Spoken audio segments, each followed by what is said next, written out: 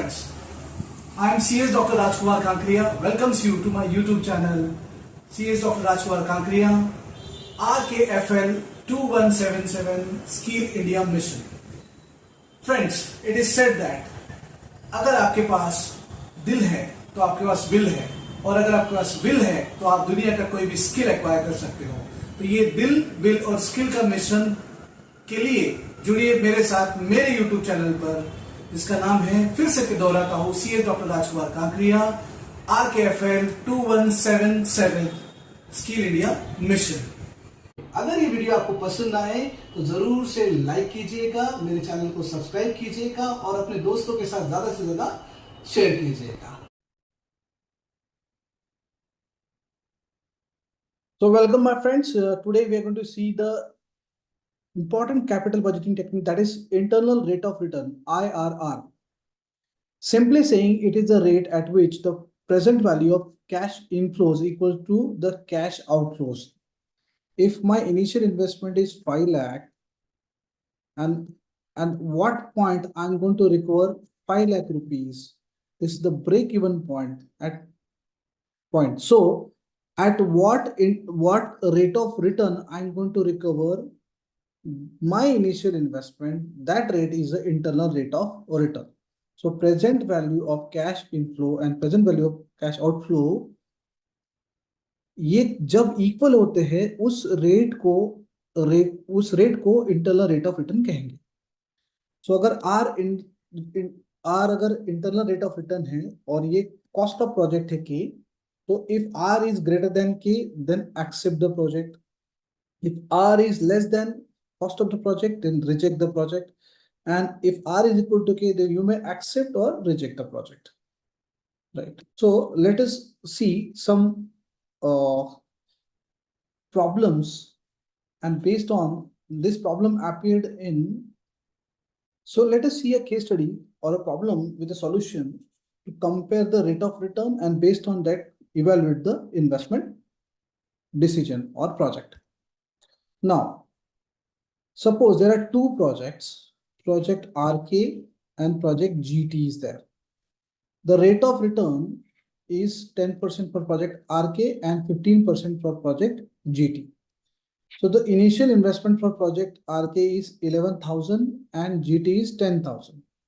And in the future, जब हम 11,000 investment करेंगे प्रोजेक्ट RK में, तो हमें आने वाले सालों में ईयर 1 में 6,000, ईयर 2 में 2,000, ईयर 3 में 1,000, ईयर 4 में 5,000। सिमिलरली फॉर प्रोजेक्ट GT को ईयर 1 to 4 में कितने रुपए मिलने वाले ही हमें बताया गया है, वो 1,000, 1,000, 2,000 और 10,000। Using internal rate of return method suggest which project is preferred, ये हमें डिसीजन लेना है। So let us go for the solution. तो एक टेबल आप प्रिपेयर करेंगे जहां पे project RK at 10%, because you can see 10% rate of return. So 10% rate of return पर उसका प्रेजेंट वैल्यू जो है वो हमें निकालना है। सो 4 कॉलम करेंगे, year, cash inflows, discounted factor at 10%, present value. So cash inflow जो हमें प्रोजेक्ट RK मिला 6,000, 2,000, 1,000 और 5,000, here you can see वो फिगर्स हमने कैरी की। डिस्काउंट रेट एट 10% जो है, डिस्काउंट फैक्टर, वो हमने यहाँ पर मेंशन किए। Now just simply multiply this inflows with discount factor in a row. तो 6,000 मल्टीप्लाइड बाय 0.9091, तो आपको मिलेगा 5455 प्रेजेंट वैल्यू। वैसे ही 2,000 को आप मल्टीप्लाई करेंगे 0.8264 से, तो आपको मिलेगा 1653, right, as a present value. Similarly चारों साल का आप जब कैलकुलेट करेंगे तो आपको प्रेजेंट वैल्यू मिलेगी, और इन सब का जब आप टोटल करेंगे, when you total all this, तो आपको मिलेगा 11,274 as a total present value of future cash inflows in present. आपका इनिशियल इन्वेस्टमेंट था 11,000, आपको मिल रहे हैं 11,274, राइट। तो जब मैं इनको कंपेयर करता हूं तो मुझे 274 का gain, that is net present value, that is called as net present value, and this is happening at 10%। So net present value at 10% is 274। Now अब यहां पर मुझे क्या हो गया कि मुझे एनपीवी जो है वो पॉजिटिव मिला है। और वो भी 10% रेट को मिला है। तो अब मैं क्या करूंगा, मैं ऐसा रेट ढूंढूंगा जहां पर मुझे निगेटिव एनपीवी मिले, पर वो इमीडिएट रन होना चाहिए। बराबर है। जैसे जैसे मैं प्रोजेक्ट का कॉस्ट मतलब रेट बढ़ाऊंगा, वैसे वैसे मुझे निगेटिव रिटर्न्स मिलने शुरू होंगे, क्योंकि मेरा कॉस्ट ज्यादा रहेगा, तो मुझे नेचुरली प्रॉफिट कम होगा। तो 10% की इमीडिएटली अपर है 12%। तो मैं 12% रेट ऑफ रिटर्न लेकर अब एनपीवी कैलकुलेट करता हूँ। सो प्रोजेक्ट आर के एट 12% में कैलकुलेट करता हूँ। तो सिमिलरली जैसे जो कैश इनफ्लोज 10% में लिखे थे, मैंने सारे कैश इनफ्लोज जो प्रॉब्लम में दिए गए एज इट इज लिख लिया कॉलम 2 में, सेम है। Here you can C same. One second, मैं सारे एनोटेशंस मिटाकर फिर से आपको बताता हूँ। ओके। तो जो कैश इनफ्लोज जो थे इनिशियल, वो ही हमने लिखे। पहले 10% जो डिस्काउंट फैक्टर वो लिखे थे, अब 12% डिस्काउंट फैक्टर लिखे हुए हैं। इनको मल्टीप्लाई करते गए और हमने टोटल प्रेजेंट वैल्यू कैलकुलेट की और हमें पॉजिटिव इनपुट 274 मिला। सिमिलरली इनको जब हम मल्टीप्लाई करते हैं तो हमें एक एक ईयर का प्रेजेंट वैल्यू मिलता है, तो टोटल प्रेजेंट वैल्यू बिकम्स 10841। सो मैंने 11,000 इनिशियल इन्वेस्टमेंट किया प्रोजेक्ट आरके में, और मुझे 4 सालों के बाद 10,841 ये टोटल प्रेजेंट वैल्यू मिलने वाला है। So my NPV is negative 159। So to summarise this, present value cash outflow जो है आपका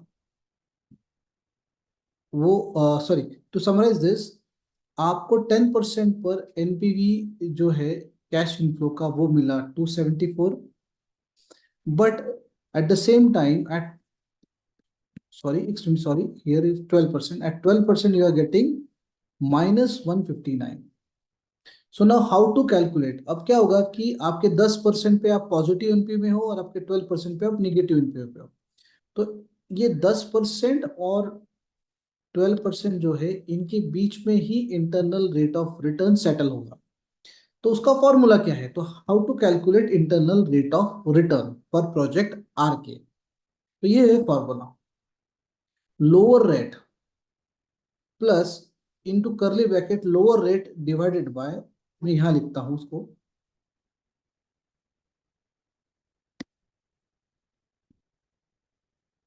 equals to lower rate plus into bracket lower rate NPV, lower rate पे जो एनपीवी आया है divided by lower rate NPV. वही figure लेना है, उसमें से माइनस करना है higher rate NPV. Here you can see the formula.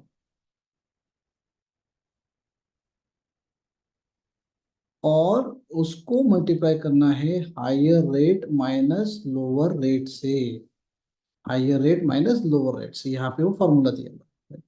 So just putting the figures, मेरा लोअर रेट है 10%, मेरा हायर रेट है 12%। ओके, तो मैंने लोअर रेट का फॉर्मूला लिखा था, तो 10%, 10 प्लस, अब मेरा लोअर रेट एनपीवी कितना है 274, उसी के नीचे divided by again 274 divided by 274 minus, अब ये बहुत इंपॉर्टेंट है, इनटू ब्रैकेट आपका जो निगेटिव ये आया हुआ है उसको भी आपको माइनस करना है, माइनस माइनस 159, राइट।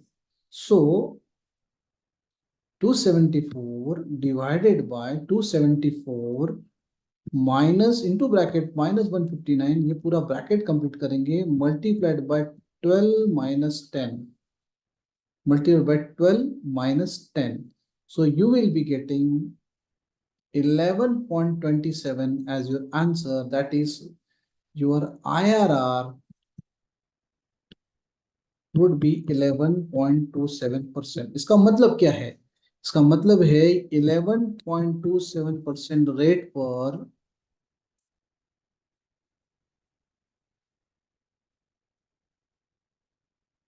मतलब है 11.27% रेट पर आपका इनिशियल इन्वेस्टमेंट, जो इनिशियल इन्वेस्टमेंट है, और future present value future cash inflow बराबर है। मतलब आप ब्रेक इवन पॉइंट पे होगा, आपको नो प्रॉफिट नो लॉस होगा एट 11.27% रेट। तो ये प्रोजेक्ट आरके के लिए हमने ये रेट कैलकुलेट किया, that is called as internal rate of return. IRR हमारा बना है 11.27%। नाउ सिमिलरली हमें इस प्रॉब्लम में प्रोजेक्ट जीटी के लिए भी कैलकुलेट करना है 15% इनिशियल से।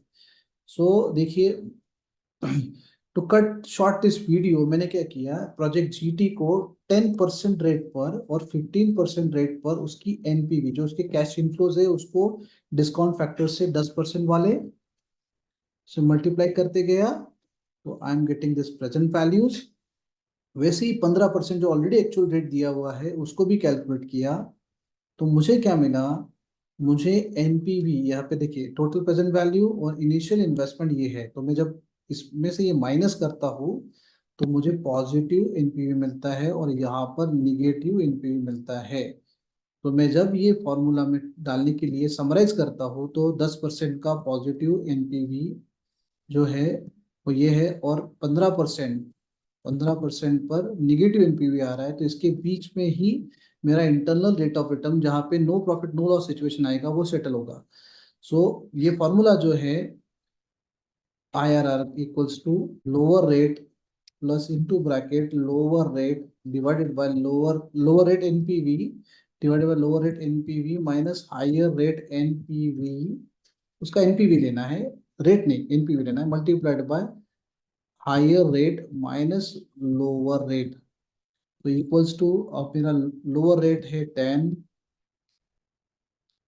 प्लस एनपीवी लोअर रेट का मेरा 68 है, 68 माइनस इंटू ब्रैकेट माइनस 1342, और ये ब्रैकेट कंप्लीट कीजिए मल्टीप्लाइड बाय हायर रेट है 15, 15 minus 10, so I will be getting 10.24। तो प्रोजेक्ट जीटी जो है जहाँ पे नो प्रॉफिट नो लॉस होगा ऐसा रेट ऑफ रिटर्न है 10.24%। सो हियर यू कैन सी, अगर मैं डिसीजन लेने की बात करूं तो समराइज करूं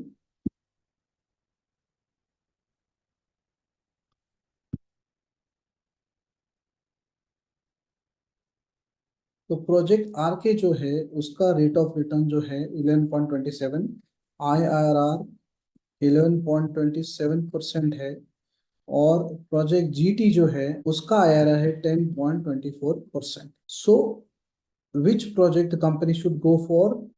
These are the point where no profit, no loss for all the project would be there. So based on the NPV, जहाँ पे हमें NPV ज्यादा मिलेगा, right, we will select the project.